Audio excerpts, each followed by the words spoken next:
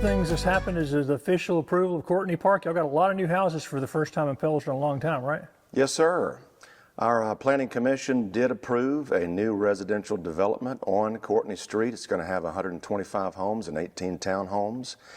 And they have already begun work on that site. The owners have begun the process of clearing that land, and we do expect them to apply for the next steps, the permits of what they have to do for grading, and we do expect them to start construction hopefully sometime this summer, which is a big change for us. We've not seen this kind of residential development, mass scale like that, in Pelzer in a very long time. And so, you know, it's going to be different, and we're seeing it happen all over our area. Folks are moving here from all over, and they have come to find out what we already know. This is a great place to live. And so we're excited for that, and we hope that it will be, we know that it will be positive for the town. Yeah, what will that mean to the town to have that many new houses? Well, if you think about it, we only have, you know, under 1,400 people total. And so that will bring in a lot of new families. It is within the town limits of Pelzer. And so the town itself, we are not having to pay for anything. We're not paying for anything at all. We're not spending a dime at all on that development. It will have its own HOA, homeowner association. They're going to pay for their own roads. They're going to pay for their own lighting. And as you know, we don't have any property taxes in Pelzer. We're not allowed to because of Act 388. And so this is a cheaper place to live. But, you know, we will receive income for the town through business licenses, and also they do pay a trash fee on their Greenville water bill. So it will create some income from the town, and we won't have to spend any money on it. But we are excited to meet and greet our new neighbors and make them feel included and welcome here. There's a lot of excitement for this area, and it's going to attract new people. There's nothing we can do to stop that, and so we want to make sure that it is a positive experience for everybody involved, and that we continue to grow in positive ways and to fully realize our potential as a little town in the upstate. And I think we were talking about, you know, they're doing some rezoning too. Tell me about the rezoning you got going. Yes, sir. Council just approved rezoning of 2 large tracts of land, one of which is at the Upper Mill, a triangle piece of land in between Smythe Street and Anderson Street, and we've rezoned that from industrial to single-family residential. And right now the plan is to build 16 new homes at the Upper Mill, right across from where the Upper Mill building used to be. So we've not seen that happen either in a long time, since the Upper Mill was built in the 1890s, late 1890s. So that's going to be a big change as well. And then the other tract of land is at the Lower Mill site. There's a parcel down there where the remains of what's left of the original mill still are there, and they've requested to change the zoning from industrial to commercial. So we're not sure what's going to happen there. I know they're in talks with some folks, some local folks, and have some good ideas. So we hope it'll be something that'll be positive and attract more people to Pelzer and attract them to the river. So that's exciting. We'll see what happens. Speaking of exciting, see what's happening. Y'all got some events coming up this summer? Yeah, we've got our July 4th fireworks. We are going to have fireworks here in Pelzer again on July 4th. It's a Thursday. Come on into town. This is being organized by several groups working together. It is done locally. Our fireworks are fantastic. Last year, it got even better last year. So we want to rekindle some of the old days. They used to call it the glorious Fourth back in the mill days, and when everything would shut down and everybody would come together and play games and have a good old time. But so we're excited about that. Come see us on July the 4th. There's going to be a lot of free food and other things given out at the Lower Mill. It's going to be at the Lower Mill. So come see us and find a spot and come early. And we're excited about the possibility of partnering with the Pelzer Masonic Lodge. One of the representatives spoke to us at our council meeting and said that they want to get back involved in hosting some festivals in Pelzer, possibly up to 4 a year, which is very exciting. And the next one would be around Halloween. And so we're excited to partner with them because, you know, we don't have a lot of events in Pelzer because we don't have the people to run them. We do have some funding from hospitality funds that we can contribute to things like that. But in terms of us, when people refer to, why can't the town do this? Well, who are you talking about? We have a clerk and 2 maintenance people. That's it. And they can't organize all that stuff. So it's going to have to be either volunteers, residents who want to volunteer and step up to the plate and do it themselves, or it will have to be groups such as the Pelzer Masonic Lodge, who has done a lot for this community, and we're excited to partner with them. I think that's some of the best news we've had in a long time, so that's awesome. And speaking of groups that partner with the town and partner with you, you got a couple of shows at Milltown Players this summer? We do, Greg. Milltown Players is our community theater here now in its 10th season. We're going to turn 10 on July the 1st. That's the day I stood on this stage for the first time back in 2014 and announced my plans to do shows here again. And it's amazing that 10 years have passed. And as you know, those are my 2 jobs. That's my real job is running Milltown Players as Executive Artistic Director and then serving in a volunteer capacity as mayor. So those are 2 separate things that the town does not provide any kind of financial support to Milltown Players. But this summer, what we've got going on in August, opening August the 2nd, is a newer musical that not many people have seen. It's called Bonnie and Clyde. And so we've got 22 local actors and an 8-piece live band telling the story of those 2 individuals, Bonnie and Clyde, who still capture the imagination of people even today. You hear references of them still in songs and all sorts of things, and people are fascinated by the fact that these 2 young kids in their early 20s from a tiny town in Texas went on this rampage, this spree of robbing during the Great Depression. So it's a very intriguing story. We've got strong actors who are going to tell this story, but also tell it with music and singing. I think it's something that people are very excited about. Every time I announce it on stage, everyone kind of goes, ooh. And ticket sales are picking up for that. So if folks want to see that, we're only running for 2 weekends. That's all we can do. So August 2nd through the 11th. And of course, we've announced our new season, season 11. And we're doing 6 shows as a part of a main stage series, a great variety of shows, and then an additional concert series of 3 concerts. So we've got 9 productions planned for next season here in Pelzer, which starts in September. And it's a big old variety. MilltownPlayers.org can tell you all about it. And we're selling season tickets, renewals right now for folks who are current subscription holders. But then on July 1st, our birthday, anybody who wants to buy season tickets can to season 11. And it's the best deal you're going to find. We pride ourselves in being affordable so that anybody who wants to see a show can. We still have some of the cheapest, or if not the cheapest tickets anywhere you can find in the upstate with some of the best shows. So if you want to get a season subscription, you can see all 6 shows for the price of 5, and this is your one shot to do it. So we're very excited about what we've got planned coming to this auditorium and the exciting things coming to Pelzer. It's all looking up, a lot of exciting things happening, and I'm proud to be a part of it. How about Monkey Park and the community center? What's the update on the work over there? Sure. Monkey Park, we've had some residents who are volunteering, which has been really inspiring. To see people who live here say, I want to help. I have some ideas. I can give some of my time. That is about the best thing ever, truly.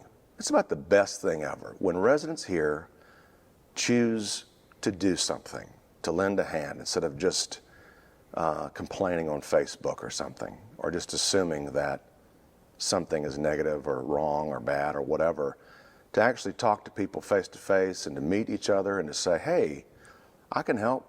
Let me rake some leaves. Let me offer my time Saturday morning. That's really awesome, and it is inspiring. And I wish that more people would consider that, to say, instead of just saying, why can't we have more? Or how come this isn't better? Ask yourself, okay, what are my talents and passions? Do I have an hour to give?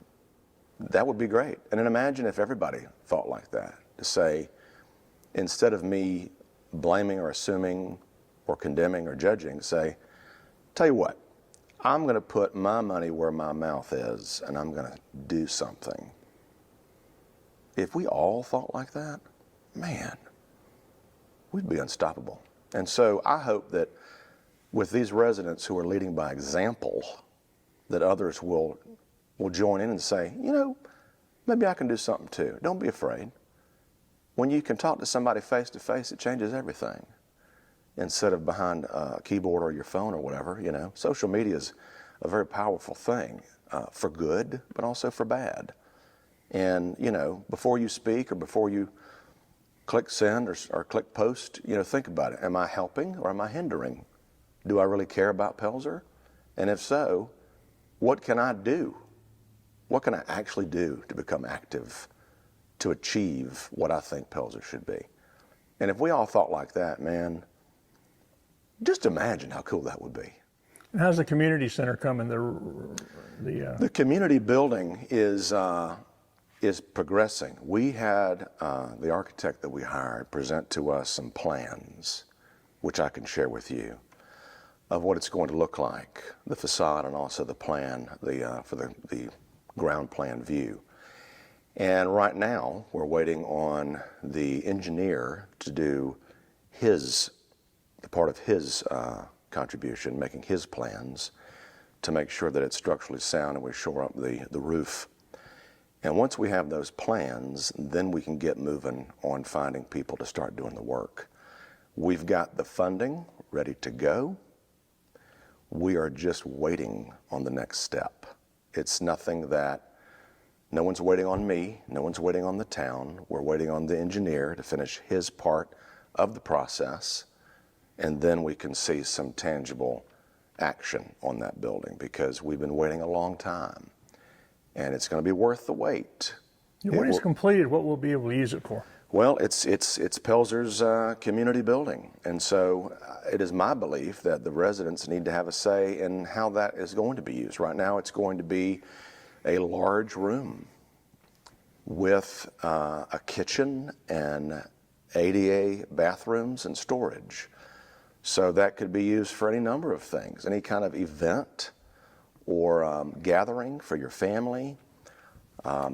You know, it's not really my place to say what it's going to be. I think that we all need to have a say in that, because it is a community building. It is a public building, and it should benefit this public. And hopefully, with the improvements of the monkey park right beside it and the plan for more festivals coming up, all three of those things can work together in synergy to create a bit of a hub of activity and new life for that area.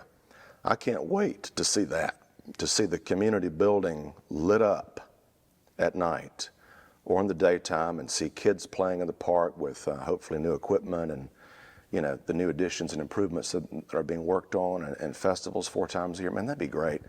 So, and it's an historical asset. That's what I was going to ask you. It's been an important building historically to the town, right? Yes, sir.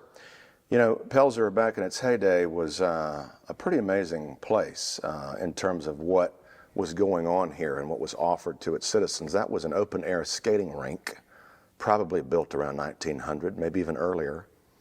And then, of course, it served many purposes over the year, but many of our historic structures have been torn down or burned down due to any number of reasons, for the sake of progress or you know, because they couldn't keep them up. But we have a few historical assets left in Pelzer, which is part of our identity and who we are and what makes us Pelzer. No one else in the upstate has a building like that, and maybe not even in the whole state.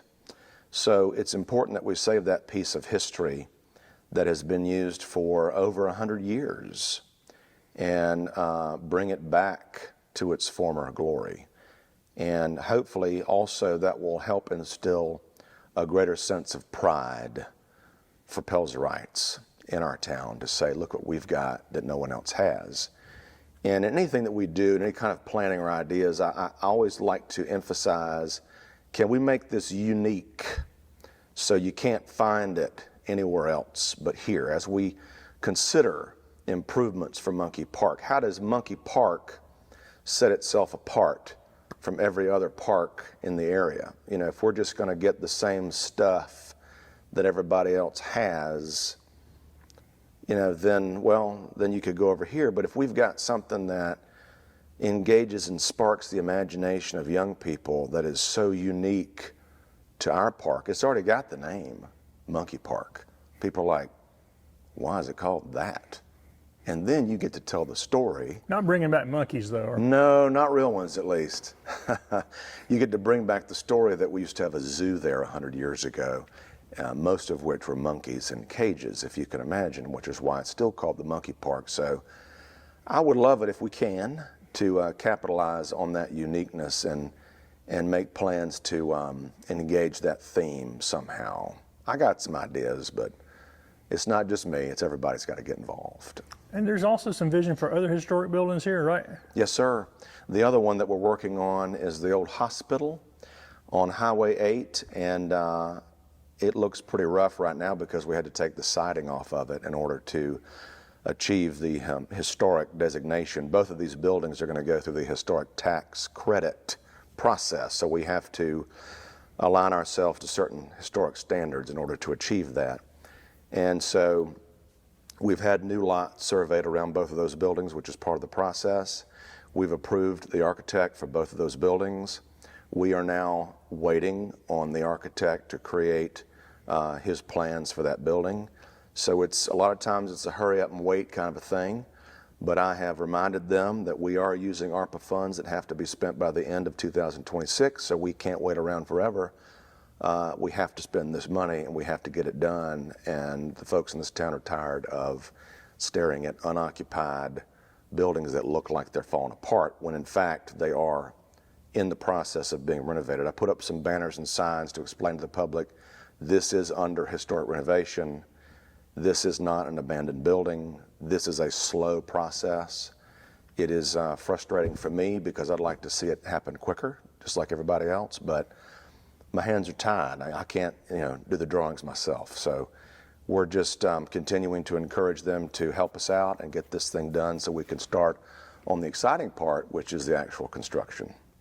And you've got some new ball fields, is that right? Didn't they update the ball field there? Let me tell you about this. Okay. We've got our ball fields over there on Highway 20. We got some funding and we finally restored the infield of our baseball field, our main one, called Bill Hopkins Field, named after a man here who many remember as running the rec program. He also served as mayor. He is beloved. He did a lot for young people and sports here, and so they named that field after him. And we had a sign that used to commemorate that was vandalized or run into or something, and so we're going to replace that sign, I promise you that. But in the meantime, we got a banner on the side of that chain link fence that says Bill Hopkins Field that I designed to match the old sign to remind everybody, we're not forgetting this. This is Bill Hopkins Field. So we restored that infield for like $24,000. Cheap as dirt is a phrase that does not hold up. That's some pricey dirt right there. But the second it was done, kids were out there. And they were out there every night. If you build it, they will come. That phrase, from Field of Dreams, so true. I mean, they were almost fighting over that thing. And we are learning how to maintain and take care of that investment. There's now interest in renovating the concession stand that's been empty and sitting there for a long time, dilapidated. So we plan on doing that. It's just a lot going on and a few people to organize it because you got to get quotes, you got to figure out the scope of the work, you got to meet with people, and it's all on very limited time. But it was a major source of pride for people, not just in Pelzer, but all over this area, who have memories of playing ball and watching ball games there growing up. I mean, it's amazing to me, Greg. We're standing out there looking at dirt and, some old timers walking up and almost having tears in their eyes saying, I used to play here. I have memories here. Thank you for doing this. How can I help? And immediately that sense of community was reborn, seeing kids out there and their parents at night playing ball and everybody together on the same page, briefly, but at least it happened.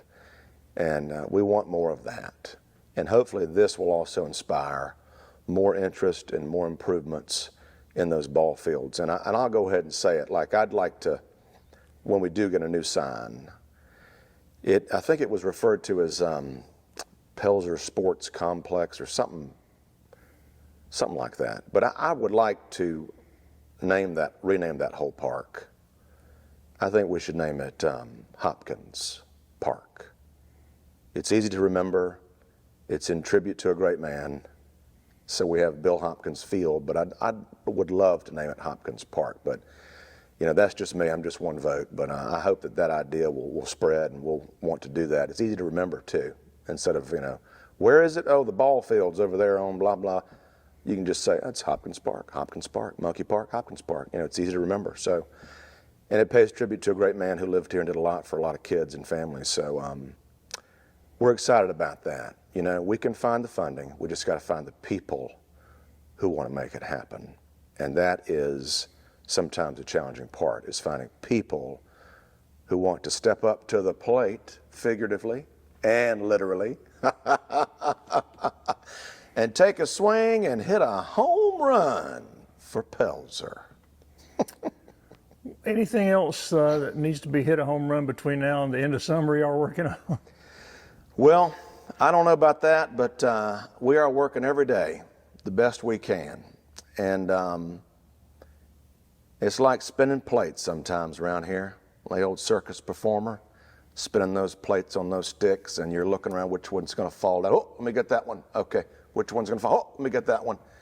And sometimes, you know, it feels like you're putting out fires and spinning plates, and, you know, what is the fire of the day that we have to deal with? But that's just how it is in small town government, and it's part of the game, part of the deal that you sign up for. And if you didn't love your town, you wouldn't do it, with all the stresses and things that come along with it to get closer to those home runs. It's like a friend of mine had told me. He said, "It's okay to hit singles all day long. Hit singles all day long. You'll still win the game in the end." We'll catch up in the fall. Sounds good. Thank you.